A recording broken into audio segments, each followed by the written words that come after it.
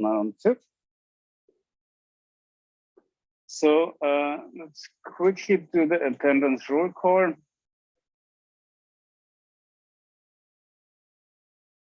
So I have looked at the syllabus. So it seems so. So Sukkot is the next. Yeah, it's the next holiday, and then it basically transitions over, and so we have one more lecture on the 13th, which is remote. So you're all going home, I guess. Okay. So yeah, so on the 30th we have a remote lecture. 95% I will give those live. So I expect you to actually join. In case I write an announcement that it's a pre-recorded lecture, I have to do some travel. I'm going to be out of the country actually, so I'm not sure I can actually give that lecture. In case it's pre-recorded, then please watch the pre-recorded. But I will give an announcement in case that happens. So 95% is going to be a live lecture, which you.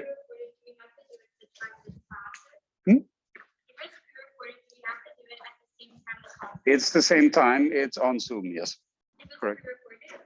It is. It is not. If it is, then not. Then it will be released at the same time.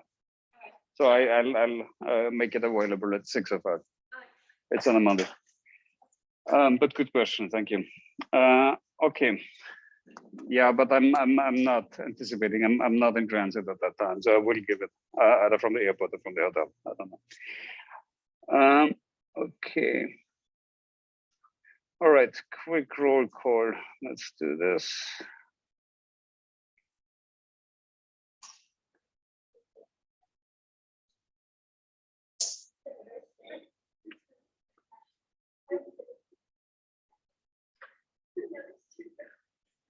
Okay, Rachel Berger.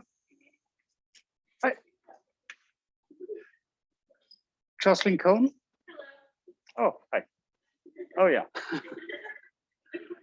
Jan Dannebaum. Hi. Eden Elkayam. Yeah. Abigail Goldberg. Hi. Evie Gadlov. Oh, hi. Elissa Haki. Hi. Elena Hickton. Hi. Marcella Homsany is supposed to be on Zoom. And she is not, that's absent. Shayna Sarah Heisman. Oh, hi. Amira Eisenberg. Oh, hi. Hannah Prupka. Hi. Elizabeth Zucker. Hi.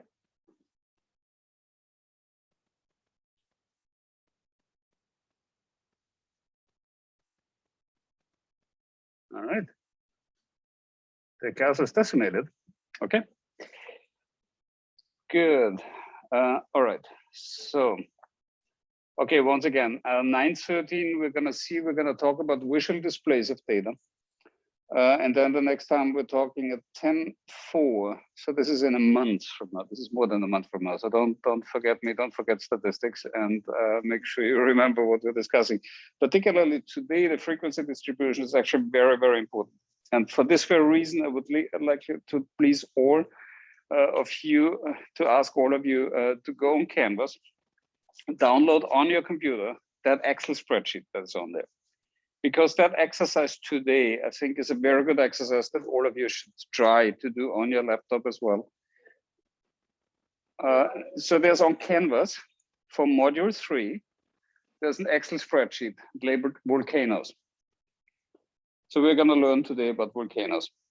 I'm deviating from the curriculum. I like volcanoes. So, so download please that spreadsheet. In that folder, we have created a folder during the first, yes. It's lost? Oh, really?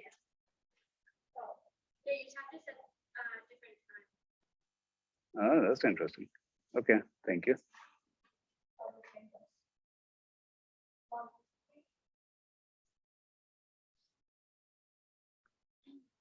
Interesting. This one is locked.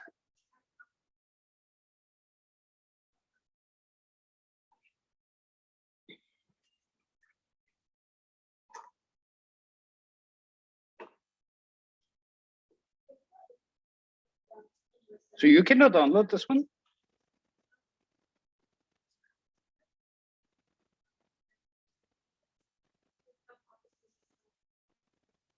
So when you double click this spreadsheet, you don't come to that.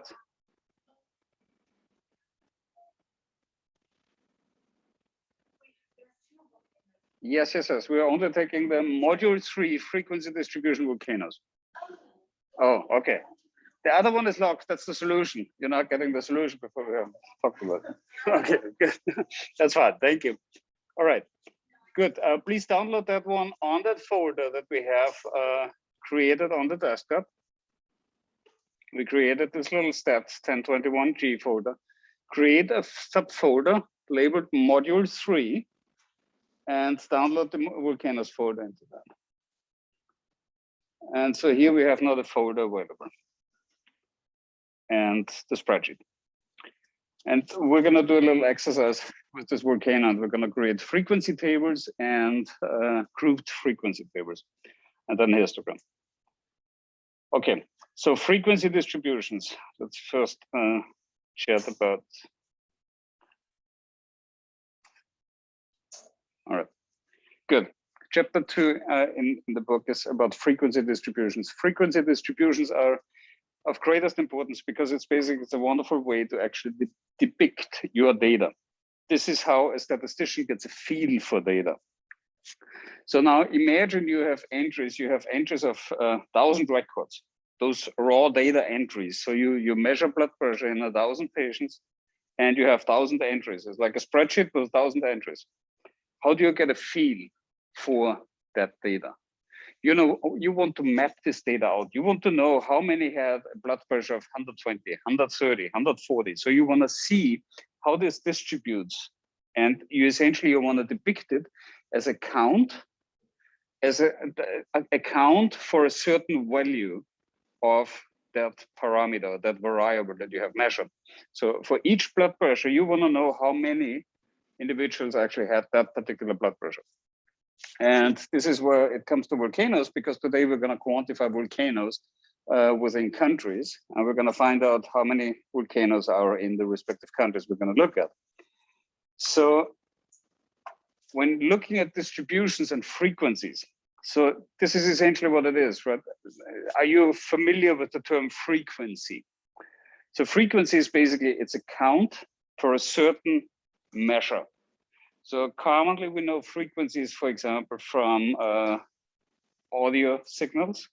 And we know this is, for example, this is an amplitude of a noise that occurs over a certain time metric. So it's frequency is count per second. This is a common kind of frequency, how you will quantify it. So here we do nothing else. We're having a value on the x-axis, and we have a count for this value on the x-axis. So this is where frequency comes into play. Then the distribution of it is essentially the distribution of that frequency over an entire range of whatever value you're looking at, or whatever magnitude or measurement you're actually looking at. So there are three different ways to depict it. One is the commonly shown and commonly used and developed frequency table. Another way is the so-called grouped frequency tables. So essentially those two are very closely related. You have essentially nothing else but a frequency table of individual value, whereas the grouped frequency table is nothing else but you have groups of several values within which you quantify the count. And lastly, and this is the most common plot you will see in statistics, we're gonna also do that today, it's frequency histograms. A histogram is essentially is a bar plot that shows for each value the count over the entire range of the values collected for that measurement. And this essentially gives you a visual way to characterize your data and how to look at your data. So frequency distributions describing a pattern of a set of numbers, but displaying a count or a proportion for each possible value of a variable. So again, this is exactly what I meant, right? So you have a histogram on the x-axis. You basically see each value of that measurement that you have collected. And the pattern means essentially it displays a count or proportion of each entry of that magnitude. The raw score is essentially one particular data point of what you have measured, be it blood pressure, be it I don't know, volcanoes for countries, be it blood glucose levels, or whatever you can come up with, entries for a health data questionnaire. So it can be anything, and it can be at any level. It can be either on a patient or subject level, it can be on a time point level, it can be at various levels where you basically have raw scores. So frequency tables are essentially a visual. It's actually not a visual depiction, it's actually a tabular depiction of data that shows how often each value occurred. That is, how many scores, how many raw scores you had for each value. Values are listed in one column, and the numbers of individuals or countries with that particular score are listed in the second column. So for, so the way you essentially do it, you determine the highest and the lowest score, obviously. And then you basically go through each individual integer value, and you're listing those up with frequency, and then you count each value within your entire list of entries of raw scores. For the volcanoes, and this is basically what they did here, this looks in that way and fashion. And this is where we're gonna get practical. So please open the spreadsheets and let's have a look at this. So I have transferred this spreadsheet for you, and I have developed this here. So essentially, what you can do in Excel, can you see my screen well enough? I can zoom in a little bit. Yeah. Okay. So when you want to enter an Excel formula, you basically make an equal sign and you write MIN and a bracket. And then you select that range of values for which you want to quantify the min. So this gives you the minimal value within your entire range. So once again, you want the smallest value and the largest value within your entire data frame. So you take the min value, and this you do with the function min, MIN. You take the entire range of data and you determine the minimal value amongst your data.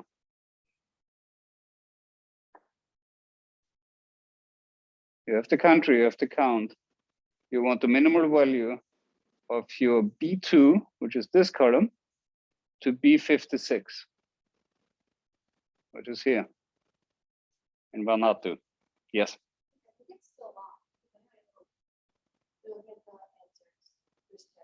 Yeah, you're in the wrong spreadsheet. Module 3 volcanoes.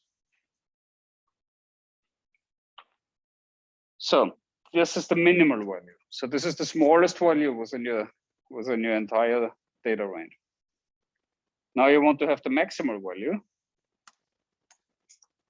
And the maximal value, you can probably guess it. If min is the minimal value, the maximal value is max.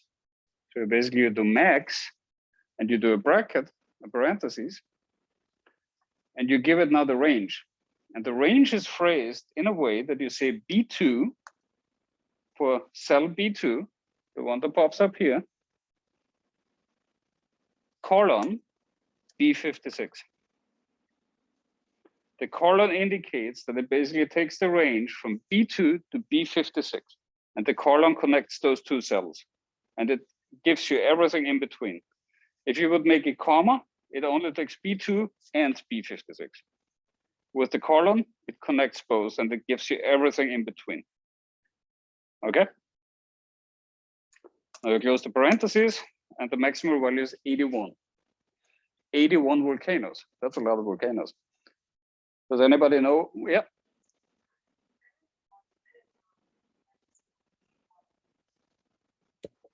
What do you see or what do you not see? Did you make an equal sign? Equal sign MAX. So it's this formula here. You see equal sign MAX, parentheses, B2. Yeah, the parentheses. You need to make a parenthesis, yeah. B2 to B56.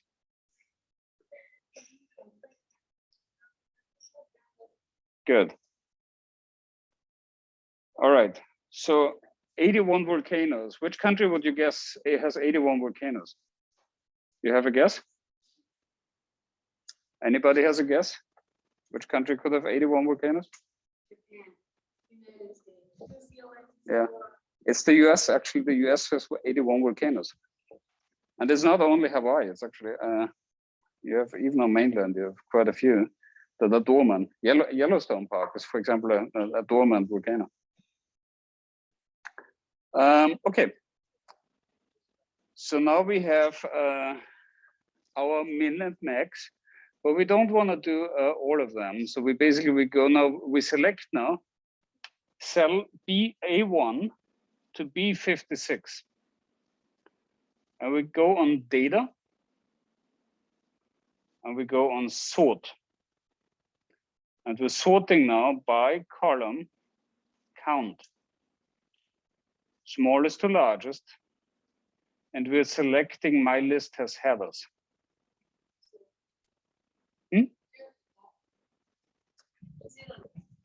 Yep. You basically select your entire row from A1 to B56.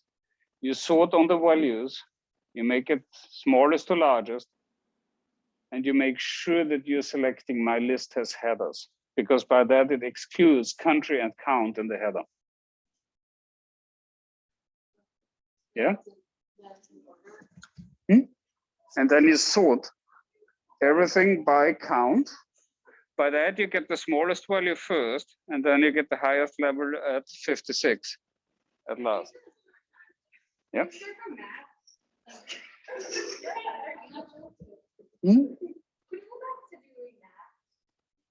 Max is equal MAX, parentheses open, B2 colon B56, parentheses closed.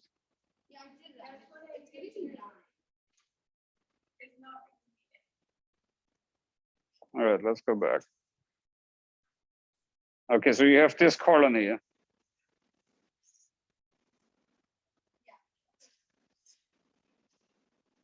You know you don't have it, right?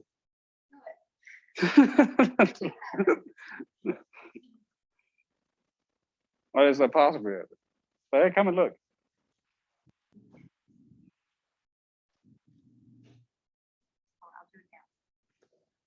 All right. Yep. Can we do a colon? You did a semicolon. Colon is the thing where you press shift and press the semicolon. Yep. Because by that you make a comma and then you take B2 and B56. If you do the colon, it connects both and then it takes everything in between.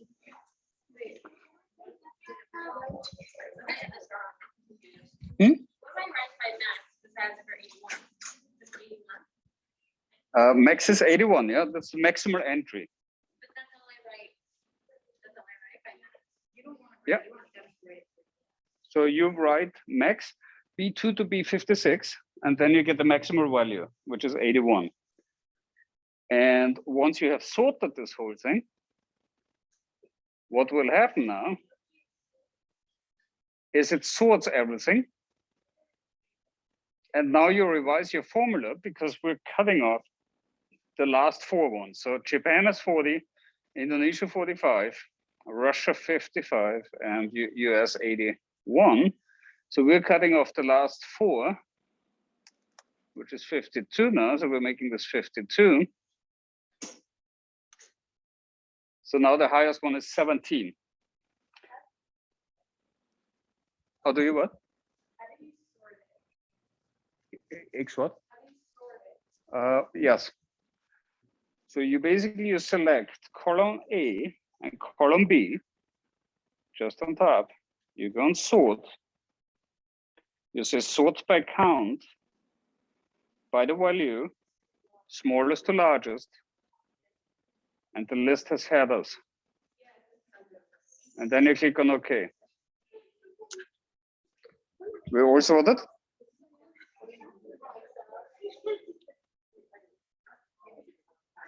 Who? Hmm?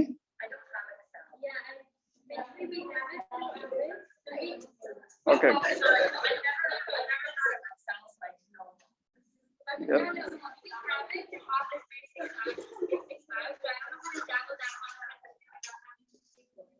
One after another, without one. Yeah, well, you need to pay for it either for the office or you get LibreOffice.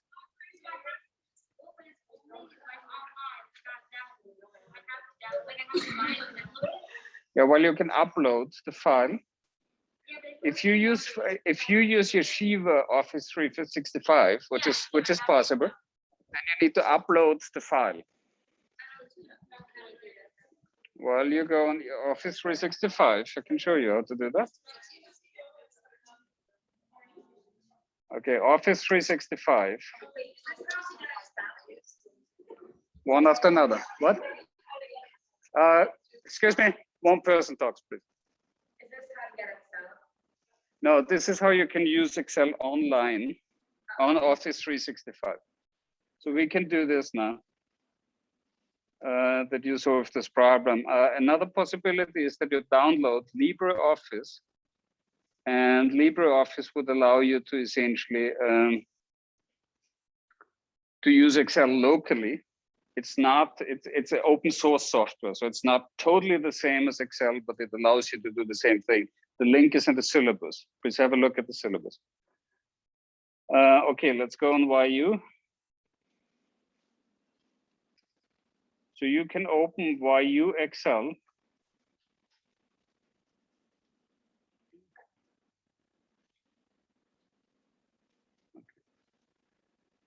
So if we go on Excel here, we can now create a new blank workbook online. So you go on New, you open a new workbook. We go on File, we go on Open.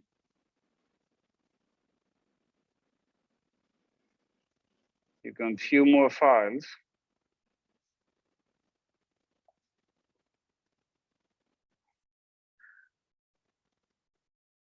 You go on Upload, Files, Upload.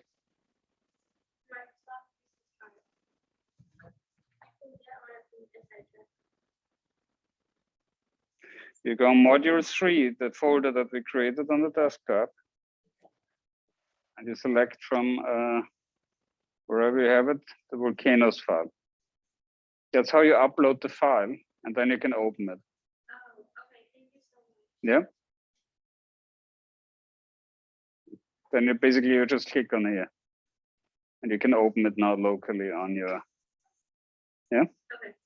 All right, great. But try LibreOffice. Download LibreOffice. Make sure, because you're gonna need that for the homework. So it's important that you have a functioning version.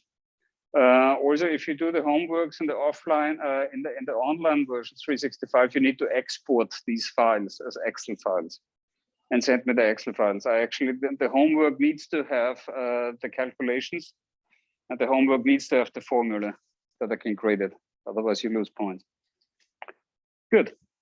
Okay, so now we have min and max. So we know now that min is 1, and the instruction asked for populating every value between the lowest and the highest point. So we're from 1 to 17. We have now all entries. So the first one is value. This is volcanoes within the country. And then we have count in the next column. And if you want to quantify now the count, so you want now a count for each entry that is a 1. So this is 1, 2, 3, 4, 5, 6, 7, 8, 9, 10, 11, 12, 13, 14. So it's 14 ones. So your first cell is 14. Yes. Why is it 17 and not 81? Yes. So because we changed the range. So we sorted and we changed the B56 to B52 because we're cutting off the lowest, the highest 4 because there's so much in between, right? So it's, yeah. So I just. How do you get it to 1 to 17 under volcanoes? Yes, so this is basically, you just go in volcanoes, you create volcanoes in count, you do 1, 2, you select this, and you remember how we can go on this little right lower corner, and we're going all the way down, and it automatically will populate the whole thing, all the way down to 17. You can even go further, you can. Now you need to select 1 and 2, go on the right lower corner where the X is changing. And then you just pull it through. Yeah? All right. That's very important to know how to do that. That's essential, trust me. You need 1, 2, and then go on the right lower corner. You did what? While you just go over it, you either do it with shift, you know shift?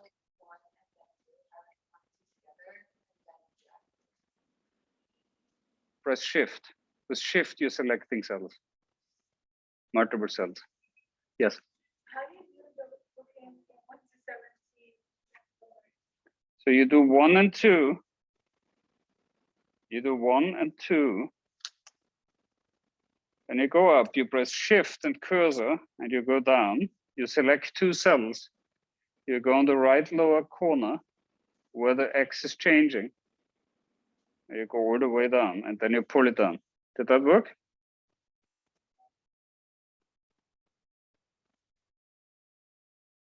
Yeah? Then pull it all the way down until it changes to 17. Okay, let's try again.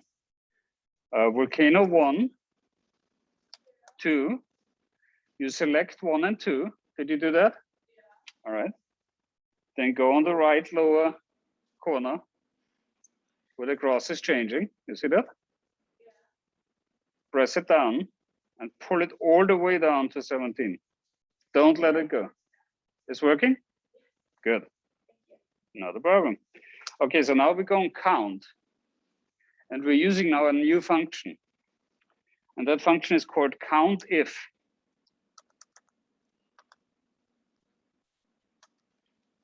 And Countif, if you look here, you have here 2 criteria. One is range, which we know is B2 to B52, right? You remember that. And we have criterion. And the criterion is that we only have 1 volcano in the country. So we're writing Countif B2 colon B52, criterion is 1. And that gives us 14. That's a pretty cool function, right? What's the criteria? 1. Just 1? Yeah. Oh, is it 1? Exactly. Is it bad that my max value is supposed to be 81? Hmm? My max is at 81. You need to change max to B52 instead of B56. I already sorted the list from lowest to highest. Yes. You did sort it? Yeah. Okay, then change B56 in max to B52. Yeah? All right. Which one? The count what? Countif? Yeah, let's do the 2. Let's do Countif. Countif B2 to B52, criterion is 2. Gives us 12. Yep. B2 to B52 is the range, and criterion is 2. Count if B2, B52, criterion is 3. Gives us 4. Yep. Hmm? Google Sheets? No. Are you, where are you right now? Are you trying to do it in Google? You what? Okay. You can download LibreOffice, that's for free. Why not? Okay, can you go on Office 365 from Yeshiva? That also doesn't work. No, it should work.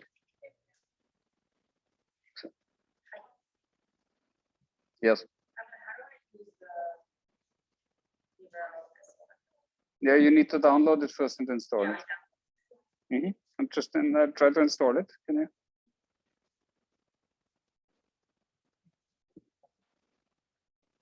We can do that after class. It was a required software. So, who does not have Excel now? This is you. Okay, so stay after class, please, and let's fix this problem. We need that.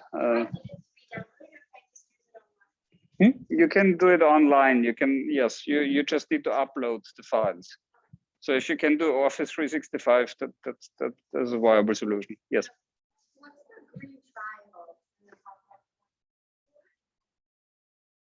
That just means that there's a formula contained in the cell. So not all of them have it. Like when I did the 12 before, it doesn't have a triangle. Yes, if it contains a cell, it would. So, okay. And now we're gonna do something new. Okay, so we have now B2 to B52 gives us the range. And then we have a criterion, which is after the comma. And so if we are changing now the B52 to B50, B2 to B52, this will, if we pulling this down with the right corner, you remember? We always pull things down, then it will change, it will shift. For that very reason, we're gonna do a new addition to the formula where we add a $sign. And the $sign will lock these cells in.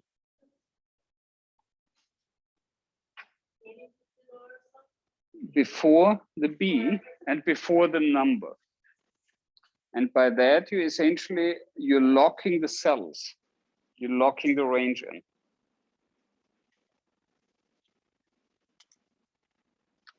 Okay, once again, when you look at this formula, it's the same count if.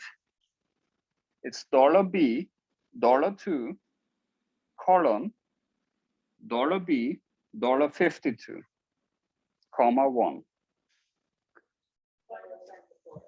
The $sign before the B, before the column, and before the numerical value of the row. Because because we're gonna pull the formula down, we propagate the formula now downwards until 17 because we don't want to enter it 17 times, right?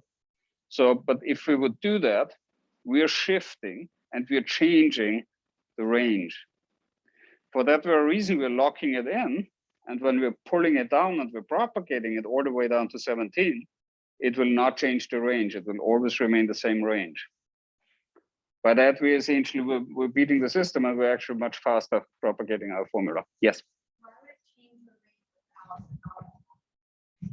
Because it shifts. It's propagating the values based on what you're propagating the cell, which contains the formula.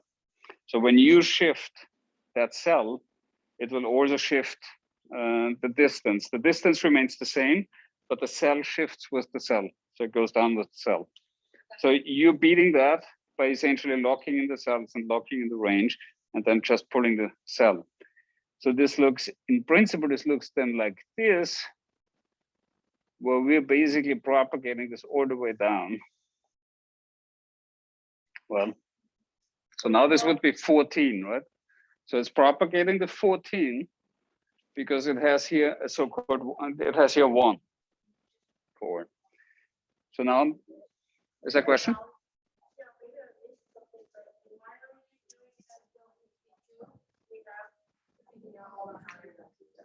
What was it? No, I asked, why are you doing it until 52? And then what? Just until 52, not all of them. Oh, not to be 56? Yeah. Because we only want to count until 17. That's our threshold. We changed that before with the max. You remember? Yeah. Yeah. So this is now the range we're working with. So we are working from B2 to B52. Yep. Why did we end up taking off the first 4 and the bottom 4? Because they're too large. And the frequency. Just like a decision that we made. Yes. It was an arbitrary decision. Was no particular reason. Yeah. Yes. You put a $sign before the B before the column. Not before the 1. No. We don't need one there. Yes. But it says 14, 13, 12, 11, 10, and goes down instead of 14 right there.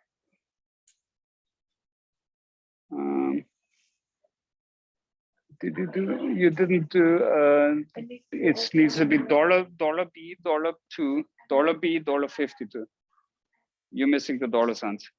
Wait, no, I put wait, how many $signs did we put? 4 in total. What?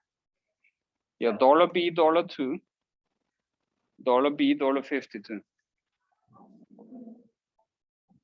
Okay, now we're gonna do something else.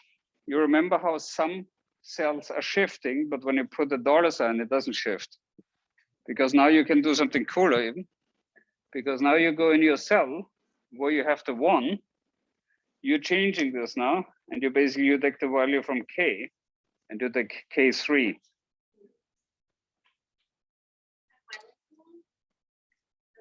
You see what I'm doing? Yeah, I know. So, but focus on this. You see a $B, $2, column $B, $52, comma, K3. So the criterion has changed now to this cell. And if we're pulling this all down now, it will always take the respective cell and it will shift downwards. Make sense?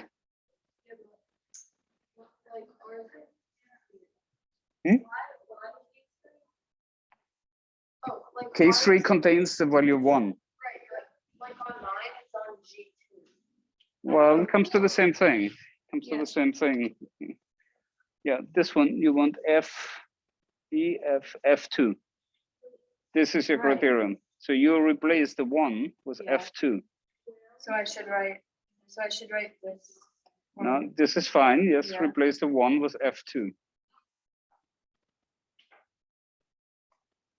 Yeah, enter. Yeah, and now pull the whole thing down. Now just go, no, you gotta go back to G2. Take the right lower corner. Yeah, perfect. Oh, so this is all Yeah. of them? So now it basically takes always the value. Work for you? Yeah, I got it. Okay. Yes. Change now. We're changing now the criterion. The criterion becomes So the it's column to the one? left. So we change it. Okay. Well, let's do this all together. So everybody who doesn't have it yet, pay attention for a second. So we go on the cell with count for 1 volcano. Count if with $B, $2, $B, $52, comma, and now we're taking the cell which contains the actual number of volcanoes, which is here, for me, it's K3. This becomes the new criterion. But for that criterion, we do not put the $sign, and we're pulling it down. from the right corner all the way down to 17. By that, it will basically change the criterion of the volcano column. And it will take the number of volcanoes as the criterion. By that, you basically, quote unquote, soft coded. So there's hard coding and soft coding. Hard coding is putting in the actual criterion and you say 1, 2, 3, 4. If you soft code it, you're actually referring to another location and you're actively pulling and extracting a value and you use that as your criterion. So this is how you build a frequency table. So this is your first frequency table. This is a frequency table. You basically have a frequency, which is 1, 2, 3, 4, up until 17. This is your actual, and then you have your counts. And you have the actual frequency for each of the volcanoes within the countries. So this is how that looks like.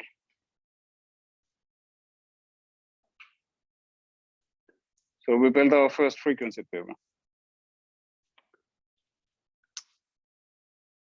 So there's a completed version that will be released later today, where you can correct your own work. Yes.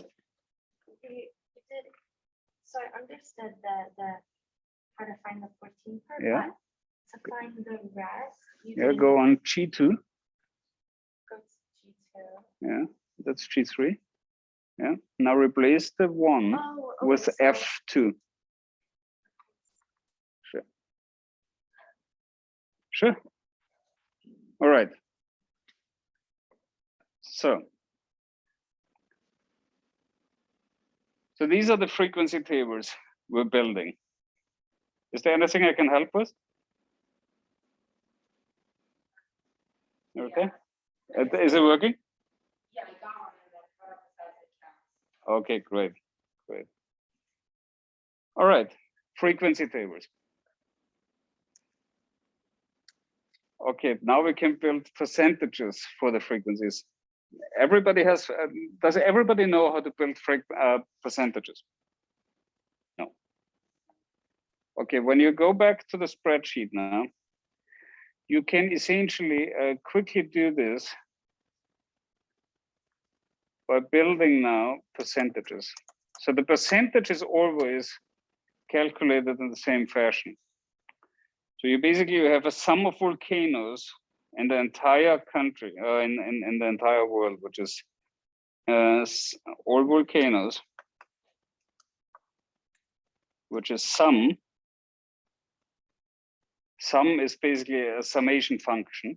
There's nothing else but add every value that you throw at it. You, with parentheses, you open the function, and then you add B2 to B52. And this is essentially your formula. So it's sum, SUM, parentheses, B2 to B52. Gives you the sum of all volcanoes. 18? That's interesting. B2 to B52?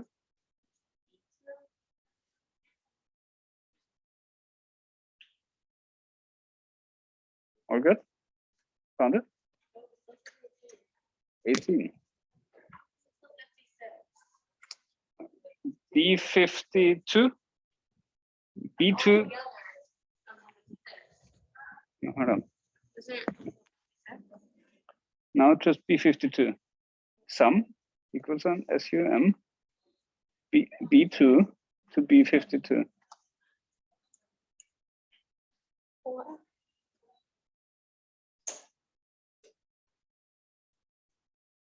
Sum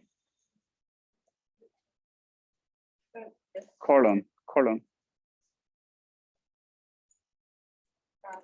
Okay, good. So this is, as you all know, the calculation of percentages, and you will need that for the quizzes. So please review from your high school how to calculate percentages. So essentially, it's nothing else but calculating the smaller part within a whole in the numerator divided by the entire count in the denominator. So this is 14 divided by 205 gives you now, so 14 volcanoes.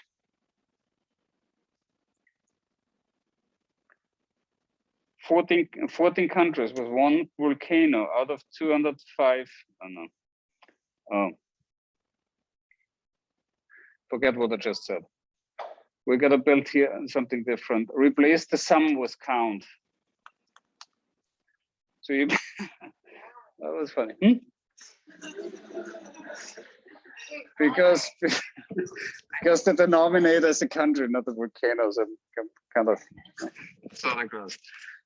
So we're quantifying the countries. So the degrees of freedom is the country, not the volcano, of course.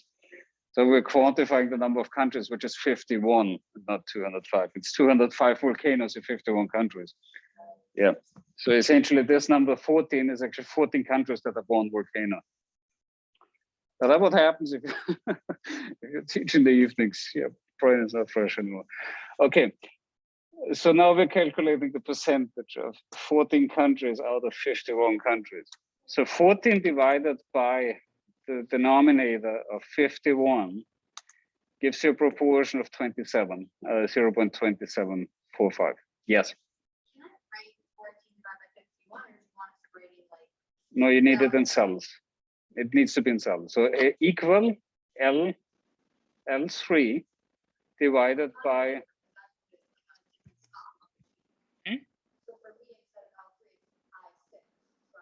Yes, it's a different cell. Yes, so just pick that respective cell which contains the value.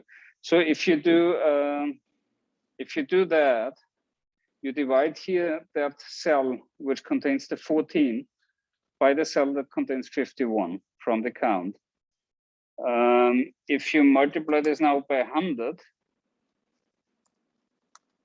you are having the actual percentage. So this is 27.45. And now we're again locking this in with a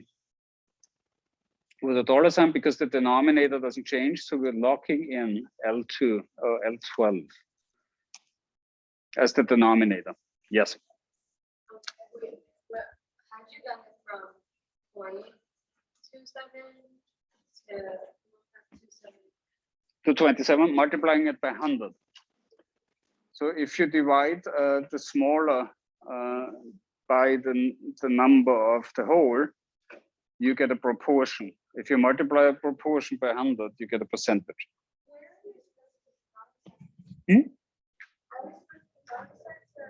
Yes, we're putting the dollar sign before the denominator in the calculation of the proportion. Is what? Like dollar sign 2.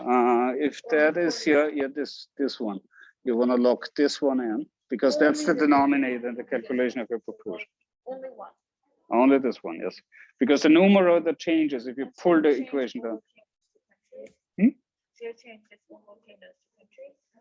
No, that doesn't matter. That doesn't matter. Yeah, or all countries. It's actually all countries. Yes. Can you explain please again how you did the percentage? Yeah. So you want to go for the 14, right? These are 14 countries out of 51. You want to calculate the proportion, which is done by 14, L3, divided by all countries. Now we can. Yeah.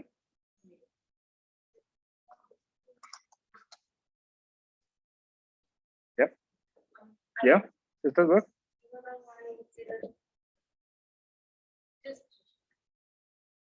So you're trying to, yes, you do L3, which is your count here, divided by $F$2, which is your all countries, multiplied by 100, gives you the percentage. Yeah? Yep. Yep.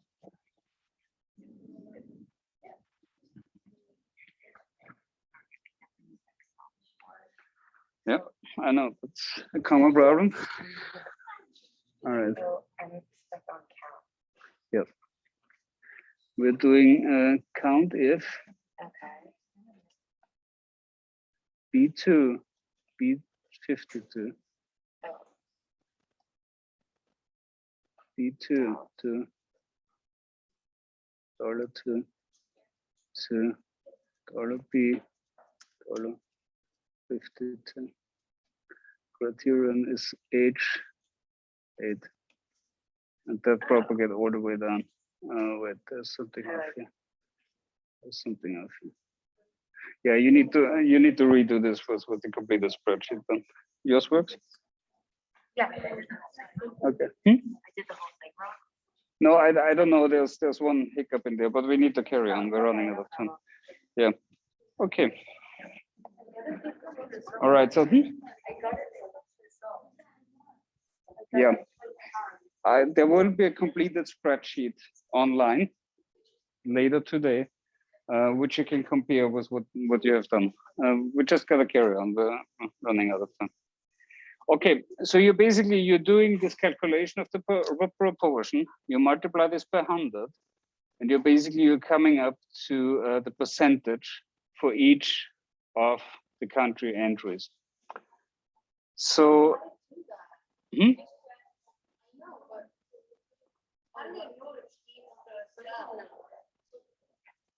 yeah, so you calculate the proportion and then multiply it by 100.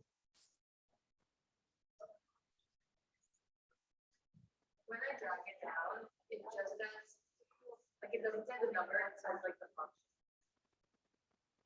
Yeah, it's defined.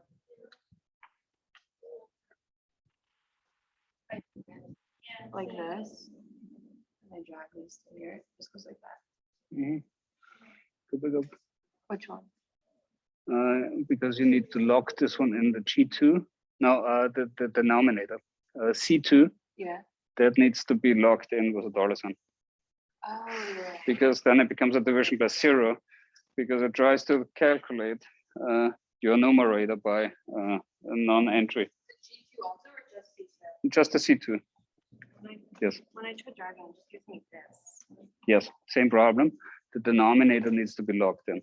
It is. Oh, No, not the row. You need column and row locked in. Here, look. I locked it. Just in a row. You need $2. I only have one.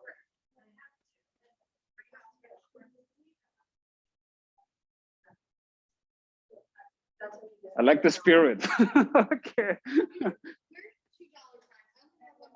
It's $C, $2.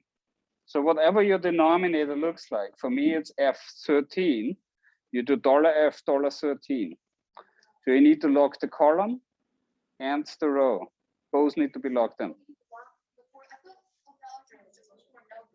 No? It needs to be column and cell. All right, we're carrying on. That was the proportion.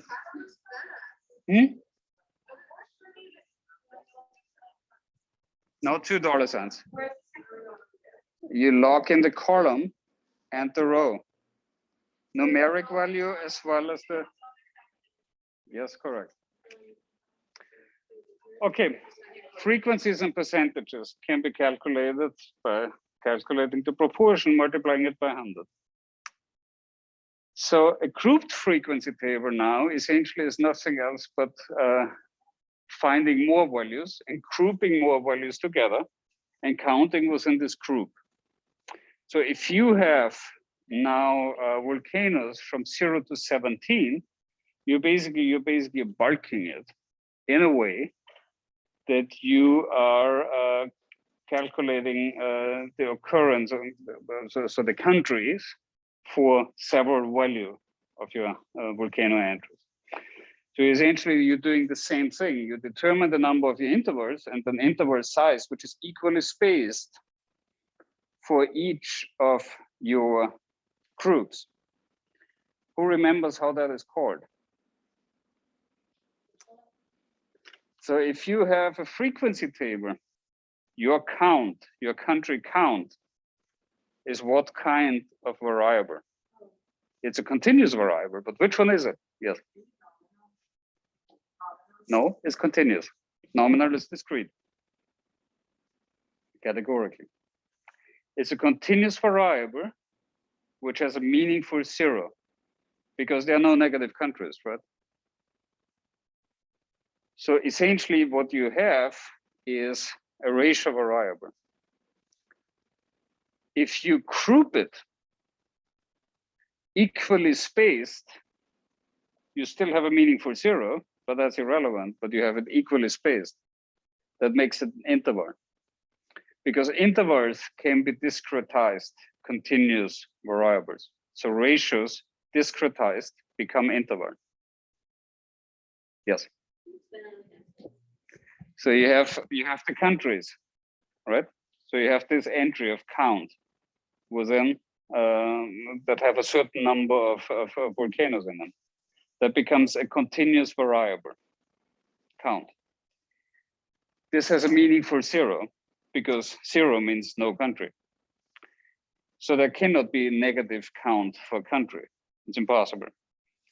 But if you discretize this ratio variable, it becomes equally spaced. It still remains to be a continuous variable. It's not becoming a categorical variable, but it is equally spaced and it's grouped, making it an interval variable and not a ratio variable here because it's not individual raw entries. Yeah. Just this all intersects, all intertwines, everything goes together. So these intervals, you are creating based on your entries and you're quantifying the frequency within your intervals. You can again do that easily in Excel by doing nothing else and by doing essentially a function. So you're doing an interval, you're doing count. So if your interval is now from 0 to 10,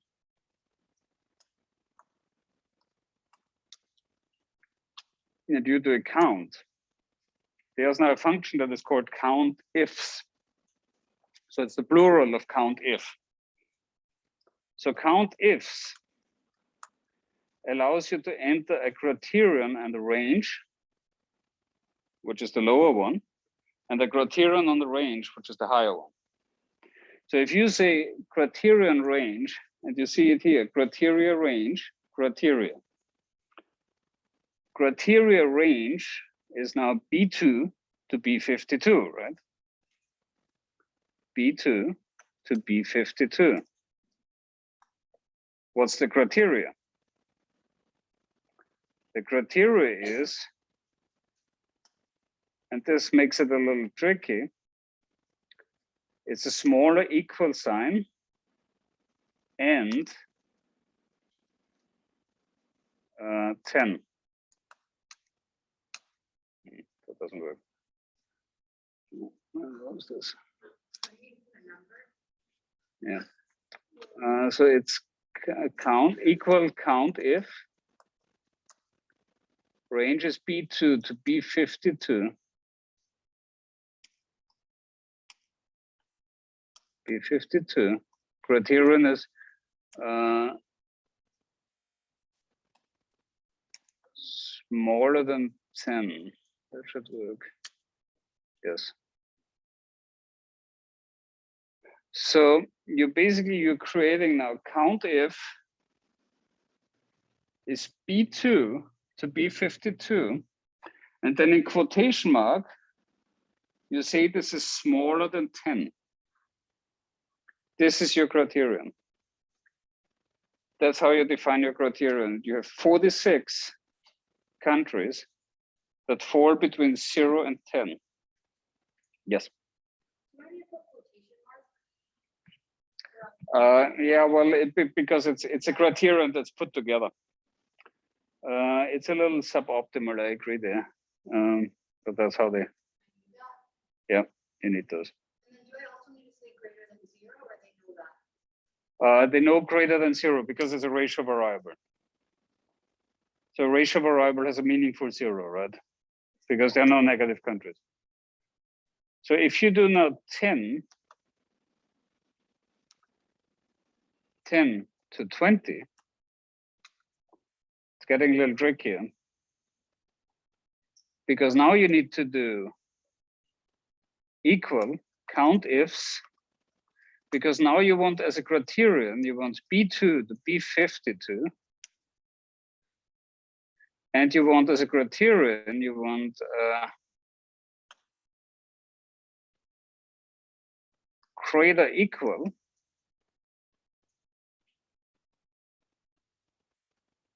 and ampersand 10. Okay. And also you want, so this is criterion 1.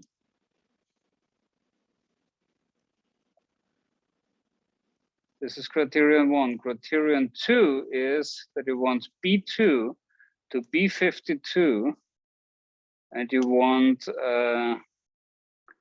quotation marks smaller than 20. Ampersand 20. Still 20. So let's look at this formula again. Yes. Yes, I'm about to. Okay, so we have count if. We had count if with one criterion for R3. Now we're doing count ifs, which implies that there are two criteria involved. Yes. Yeah, not really. That's a little bit the problem I have.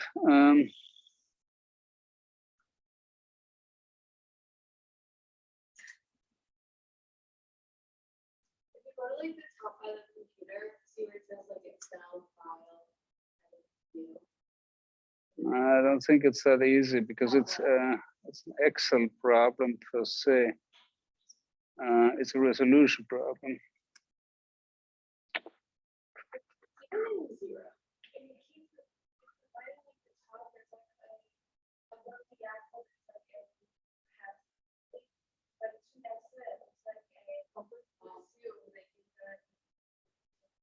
Okay, that should be better. Okay.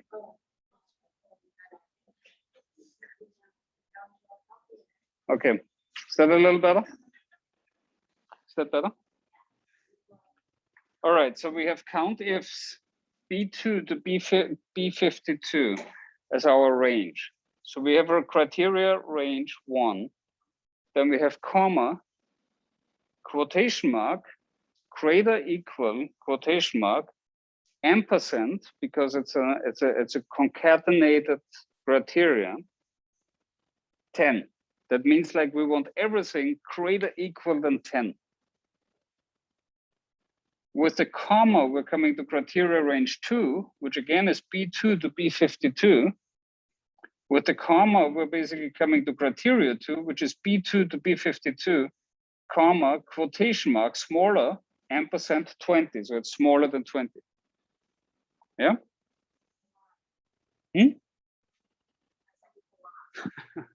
Yes, it is. But you can review it on the spreadsheet. But it's so this is a tough formula. But it's good to kind of think over the tough formulas because it's going to help you with the easy formulas. So for the homeworks, you will only need the easy formulas. So that's fine. Thank you. Sure. All right. You can review this on the spreadsheet that will be posted later today. Contains the same formula. Okay, so let's go back to the actual lecture. Let's go to the PowerPoint. Yes. Is there a way to break it down into different Yes, it's a little bit more complicated. I just meant to show you the function, so you can review my version there. Okay, so this is the grouped frequency table. In principle, it's clear what this grouped frequency table pertains, right? So you basically you're adding the individual values into groups, and you're counting within these groups. Good. Histograms. So now we have frequency table, grouped frequency table. Now we're talking about histograms. A histogram is essentially a graph that looks like a bar graph, and that depicts one variable only on the x-axis, and shows for each entry on the x-axis the count on the y-axis. So it shows the frequency on the y-axis. What does that mean? So here are volcanoes. We have 70 volcanoes. This is our frequency table. This is the count from our frequency table. So we have the 14 entry countries. And essentially it's nothing else but showing now in a graphical way and depicting in a graphical way how many entries were there for each of these volcano entries. Why is that important? Because by that you basically have a visual depiction of how your data looks like, how your frequency distributes. And this is where we're coming now, the frequency distribution, and this is what we're talking about. The frequency of your raw scores distributes in a certain fashion. And this distribution determines the nature of your data. You can change the so-called bin size and make it a grouped frequency. And this grouped frequency will present differently. And the width of this bar is called the so-called bin size. And varying this bin size will substantially shape the form of this distribution. Why is this important? Because all we will be working with, except for one test, one hypothesis test, everything will pertain to the so-called normal distribution. The normal distribution of data has a very characteristic shape and form, and you expected to know how that looks like. And essentially it's nothing else but what's written here. It's a bell-shaped, so it looks like a bell, symmetric curve that is unimodal, means it only has one peak. So it comes from one highest point, it distributes in the shape of a bell, and it's symmetric on both sides. That's called a normal distribution. If you have a skewed distribution, that is a distribution which leans in one direction, either in the positive direction or in the negative direction, either way. And it looks then either that way or this way. So this is a normal distribution. This is a skewed distribution. The normal distribution looks like this. This is the IQ in normal population. Has a mean of around 100, distributes to the left symmetrically and to the right symmetrically. Has only one mode, which is this point, and has the shape of a bell. Bless you. So now when it's not symmetrically, it is shaped either to the positive, to the right, or to the negative. Memory hint, the tail tells the tale, meaning, and this is what you need to memorize. So these are the trick questions you're going to see in the test. This one. If the tail points to the positive direction, it's a positive skew or right skew. If it points to the negative direction or to the left, it's a left skew or a negative skew. I'm flagging this because you're going to come across this question on the quizzes, and it's a trick question. And this is an easy trick, don't fall for it. So if it points to the left, it's a negative skew. If it points to the right, it's a positive skew.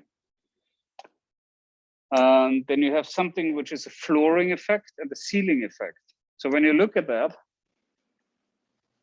so if you have a negative skew, and suddenly everything is over here, and there's nothing that can be higher than a certain level.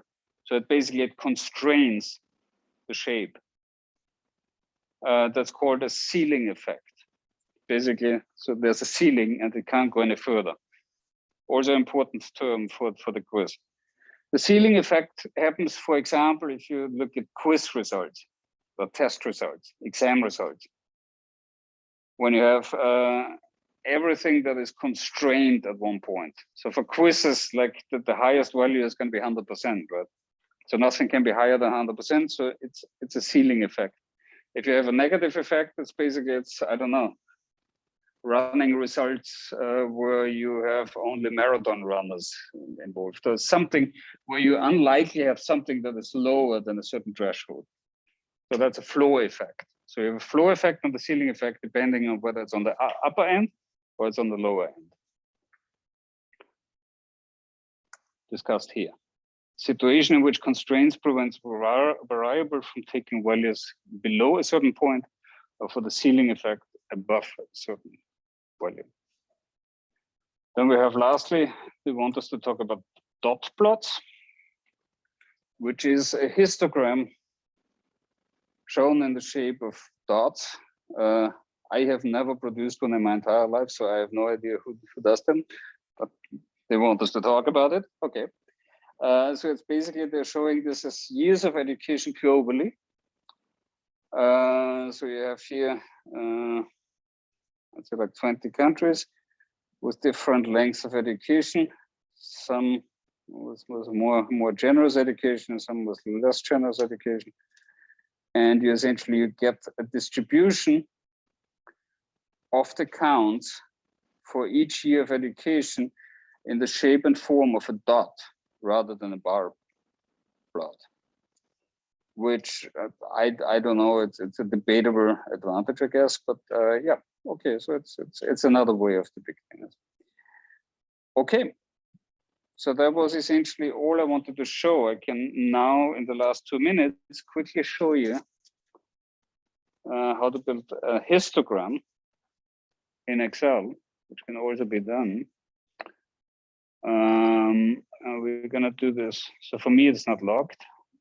So here there's the grouped frequency table.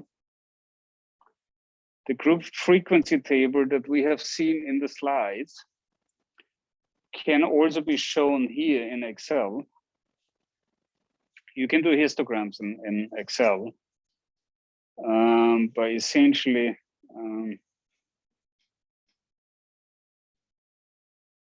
finding the histograms somewhere. Here's the histogram. So you can do histograms. Not good.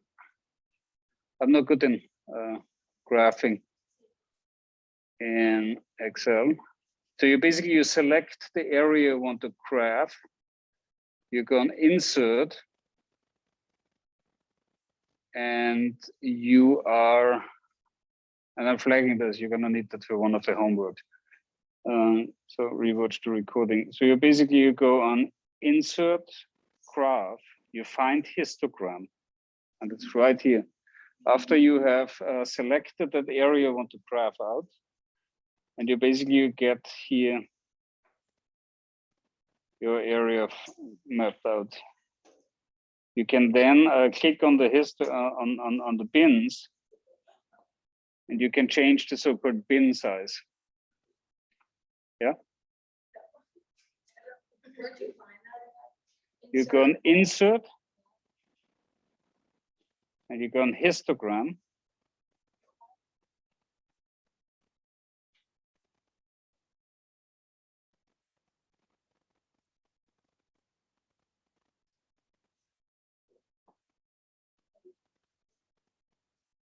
So you basically, you find insert. So you select the group. You select the group. Yeah. You go, well, yeah, this, let's go on the frequency table. Let's go on this one. We have this one, right? Let's select here number and frequency. Let's go on insert. And once you get there, here is this symbol, indicates the histogram. You click on that histogram, And here you can select the bin sizes. So you can here change the bin width by 5. So here you can change the bins. Yeah. All right. Okay, just wanted to quickly show you this. You can rewatch the recording. So essentially you go on insert histogram.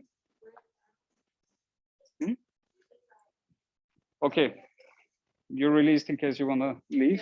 Thank you. You select the frequency. No, just the frequency. Just volcanoes and count. Yeah. Now you go here. I think this one. Is this statistical? Or this one on the right. I don't know. Just click on the pull down menu. Oh, it was Yeah, this one. histogram. So this There it one. is. Perfect. Works. Now you can change the bin sizes. Now I can change the what? The bin sizes. Yes, these are the bins. Yeah. And if you click on format, Yeah. you can change the entry of those bins. Or make a right click on them. Right click like this. Yeah. Right click this. I'm not sure.